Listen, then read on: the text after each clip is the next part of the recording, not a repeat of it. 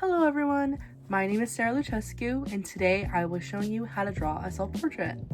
This video is intended for children and beginners, and I will be using different things like shape language to teach you how to draw a very simple self-portrait. Things you will need are a mirror, a pencil and paper, or whatever utensil or surface you would like to draw on. Today I will be using my iPad Pro and an Apple Pencil. The first step to a self-portrait is to observe the face. What shape is it? Try tracing the face with your finger to get a better idea. Is your face a circle?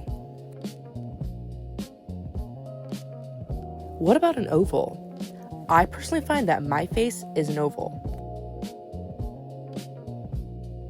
What about a square? Some people have very angular faces. If you ever have trouble finding out what your face shape is, a circle or an oval are always a great start. Here I am drawing an oval to represent my face. Now that we know what shape our face is, it's time to add facial features, your eyes, nose, and mouth. A great place to start is with a T shape. One line down the center and one line across your eyes. You can also do small lines underneath your nose and across your mouth.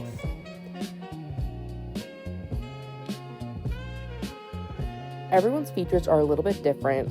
Some people's eyes might be higher up on the face. Some people's eyes are lower down. Experiment with where your lines go. Now it's time to add my lines to my self-portrait. Now that we know where your facial features go, we're going to start drawing them. I like to start with the eyes. Look at your eyes. What shape are they? Some people's eyes are round. Some people have monolids. Some people have hooded eyes.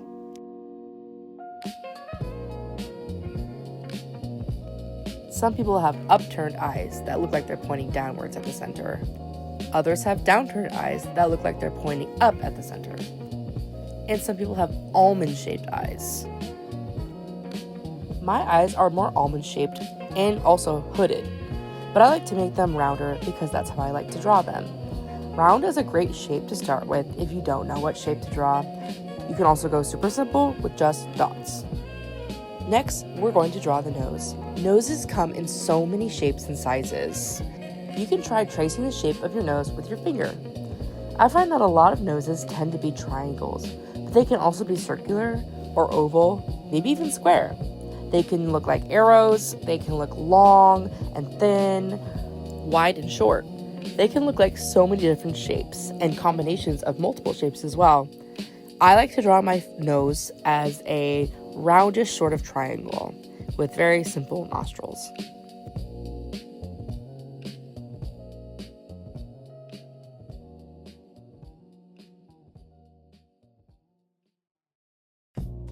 Now we're going to move on to the mouth.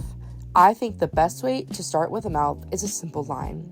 You can draw it smiling, maybe sad, maybe even smirking. But mouths always start with a line, in my opinion.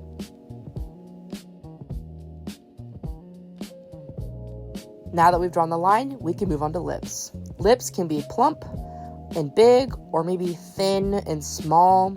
They can be wavy, they can be flat. They come in so many different shapes and sizes.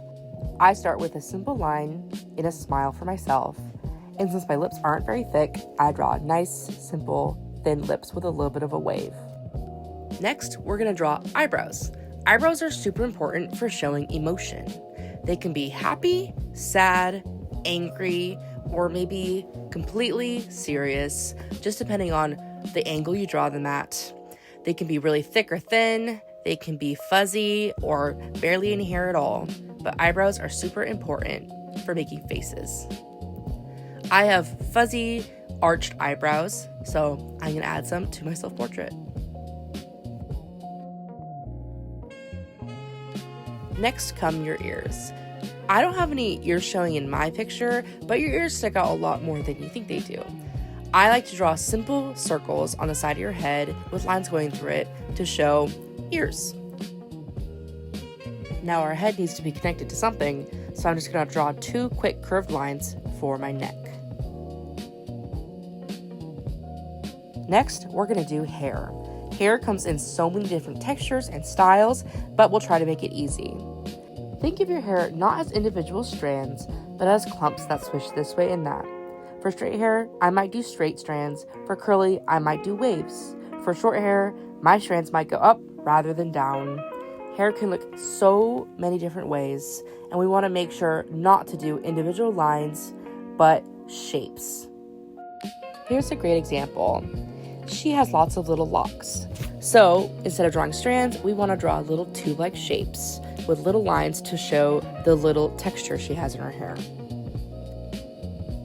This man has short curly hair, so we want to draw sort of an outline to show a general shape of the curls and maybe add some texture. But notice that it goes above his scalp.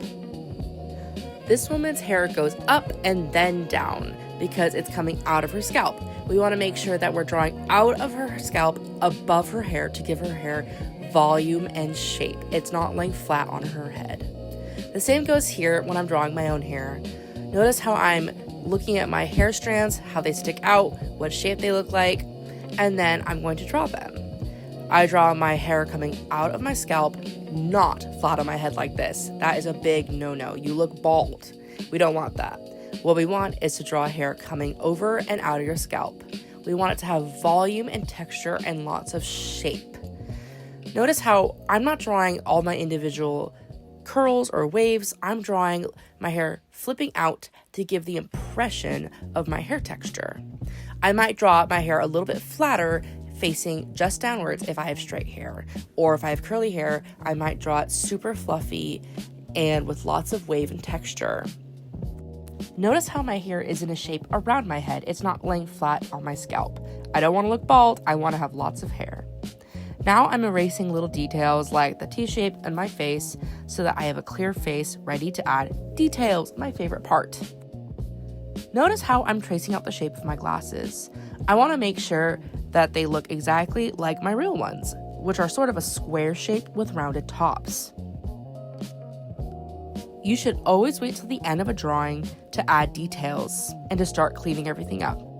You might be wondering why that is, but it's because you could easily mess up on something or want to change a detail, but if you added all of these tiny little details, it might be really hard to erase all those and to redraw them later on. So it's really important to get the bigger shapes and ideas down first and perfectly, so then you can add little details later on.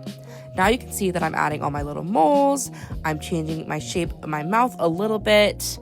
I added eyelashes. I'm gonna add some clips here in a second. I just wanna add all the little details that make me me, that make me happy, that I know that I love and I wear every day in everyday life. That might be your favorite earrings, that could be your favorite necklace, that could be so many little things. You can even add your favorite clothing in. In a moment here, I'm gonna draw my t-shirt that I was wearing in this picture, which I'm just adding a simple collar and yeah, adding a little more hair, everything. In a moment here, I'm gonna speed this up and I'll see you guys at the end of the video.